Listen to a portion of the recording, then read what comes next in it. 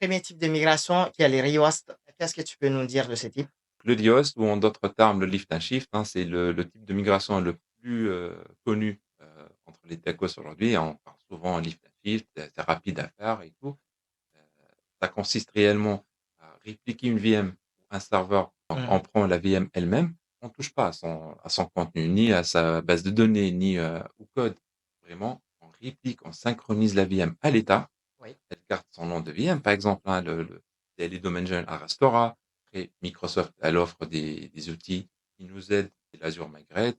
Ça nous permet de faire le discovery de notre parc informatique, découvrir quelles sont les VM qui sont en lien entre elles. Si une VM reçoit du trafic source et destination, qu'elle a besoin d'une base de données, qu'elle envoie des appels actifs à une autre application, ça nous permet de reconsolider notre matrice de flux parce que la seule chose qui change, c'est l'adresse IP de la VM réellement. Le contenu et l'application, elle reste la même.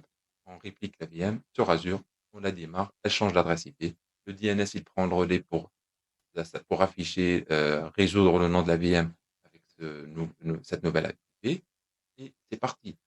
C'est vrai, c'est seulement l'IP qui change, Oui. mais on n'est pas à l'abri qu'il y a une configuration en dur sur une autre application, mais qu'elle utilise une IP au lieu d'utiliser le DNS. Mmh. Donc ça, ce sont des dépendances que pendant la phase de préparation, on doit les prendre en compte, mais c'est un vrai levier d'accélération pour des migrations vers le cloud et souvent on parle de ça dans des cadres de data center exit.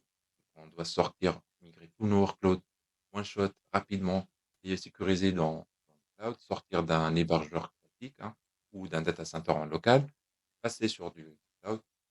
Quel est l'inconvénient de ce type? Alors? L'inconvénient, c'est qu'il faut être vigilant au changement. Oui. Et l'autre inconvénient, c'est il est principalement financier, hein. On réduit le CAPEX par le fait de ne plus avoir du hardware, de l'amortissement de matériel sur 5 ans et ainsi de suite. C'est pas le modèle le plus adapté pour le cloud. C'est pas là où on a vraiment le profit du cloud.